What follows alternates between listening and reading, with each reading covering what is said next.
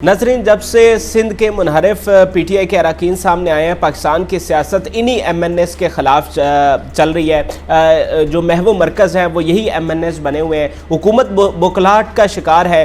कभी इनके ख़िलाफ़ कोई फ़ैसला करती है, कभी कोई दूसरा फ़ैसला करती है। और अभी सबसे बड़ी ख़बर यह है कि पाकिस्तान तहरीक इंसाफ की जानिब से इन मुनहरिफ अरकान असम्बली को शो कॉज नोटिस जारी कर दिया गया है। ये 14 एमएनएस हैं जिनको ये शो कॉज नोटिस जारी किया गया है। और इस शो कॉज नोटिस में ये कहा गया है कि आपने 7 दिन के अंदर माफ़ी मांगनी है और माफ़ी मांगकर आप वापस आ सकते हैं। लेकिन अगर आप माफ़ी नहीं मांगेंगे तो फिर आपके ख़िलाफ़ जो है वो कानूनी कार्रवाई की जाएगी। दूसरी जानिब इन अरकान असम्बली के बयानात भी सामने आए हैं और उन्होंने कहा है कि अभी तक हमें कोई नोटिस नहीं मिला है और जब हमें ये नोटिस मिलेगा तो फिर हम इसके हवाले से सोचेंगे कि हमें क्या करना है। इन एमएनएस के बहुत सारे तहफ़्फ़ुज़ात भी हैं, जैसे नूर आलम खान का कल बयान सामने आया था। उन्होंने एक चैट भी शेयर की थी और उन्होंने कहा था कि मुझे जान से मारने की धमकियां तक दी जा रही है। ना सिर्फ मुझे दी जा रही है बल्कि जो मेरी फैमिली है, मेरे जो बच्चे हैं उनको भी जान से मारने की धमकियां दी जा रही है। तो उनके बहुत ज़्यादा तहफ़्फ़ुज़ात हैं,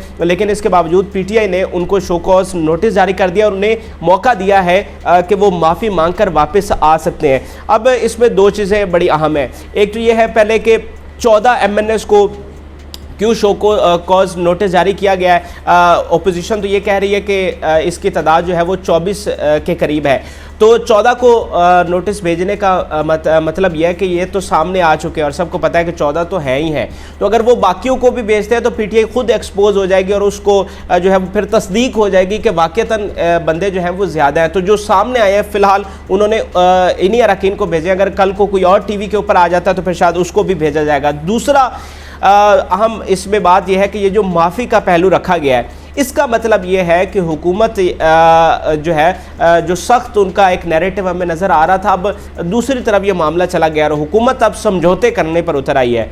अगर देखें ना कि आप पिछले 2-3 दिन में उनको क्या कह रहे हैं, आप उन्हें कह रहे हैं कि ये ज़मीर फरोश है। शहबाज गिल ने टीवी के ऊपर रमेश कुमार को किस किस्म के अल्फाज कहे, तो इतना सख्त बयानिया लिया गया, ये गद्दार हैं और ये लोटे हैं, ये सारी बातें हुई। लेकिन अब आप उन्हीं को कह रहे हैं, उन्हीं ज़मीर फरोशों को, उन्हीं लोटों को, डैश डैश डैश जो आपने बाकी अल्फाज इस्तेमाल किए, तो उनको कह रहे हैं कि आप माफ़ी मांग कर वापस आ जाए। यानी सुबह का अगर ज़मीर फरोश शाम को वापस आ जाए तो उसे फिर ज़मीर फरोश नहीं कहते। तो ये दरअसल पीटीआई कह रही है।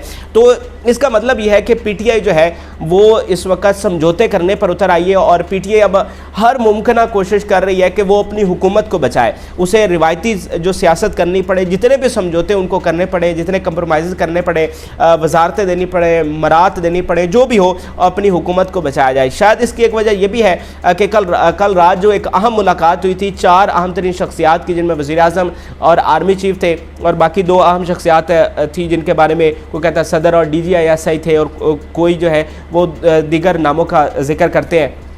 तो शायद उस अहम मुलाकात में ये बात तय हुई है कि हुकूमत को ये वाला रास्ता अपनाना चाहिए और फ़िलहाल फोकस करना चाहिए कि अपनी हुकूमत को बचाएं, बजाय कि कोई सख्त किस्म का बयानिया लेकर आएँ ताकि जो बाकी हैं वो भी मुनहरिफ हो जाएं। बहरहाल जो भी है, इस जो स्टेप लिया गया है इससे यही लगता है कि हुकूमत बचाने की अब आखिरी गेंद तक कोशिश की जाएगी।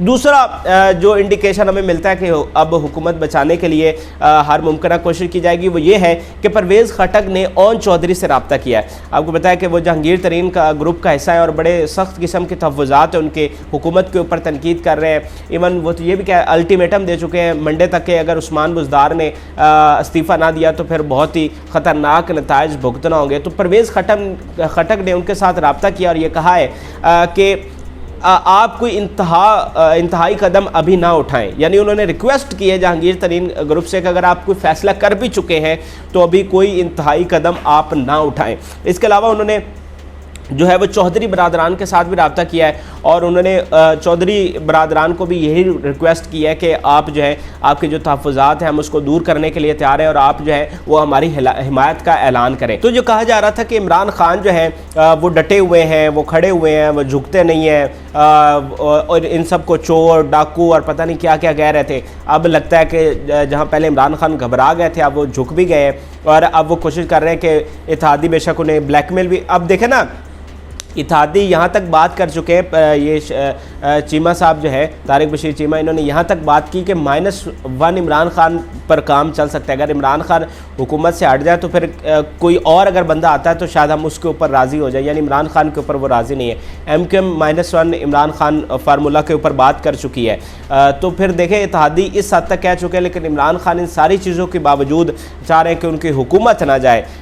तो एक जो नैरेटिव था कि इमरान खान डटे हुए हैं, खड़े हैं, झुकते नहीं है, और इससे आज जो उन्होंने काम किया है उससे ये लग रहा है कि इमरान खान जो है वो पहले घबरा गए थे और अब झुकते हुए भी नज़र आ रहे हैं। और रिवायती तौर पर वो कोशिश करेंगे कि हद दर्जा आखिरी दर्जे तक जाएंगे कि उनकी हुकूमत किसी भी तरीके से अगर बचती है तो वो इसको बचाने की कोशिश करेंगे, क्योंकि इक़्तिदार के तख्त से उतरना जो है वो किसी के लिए आसान नहीं होता।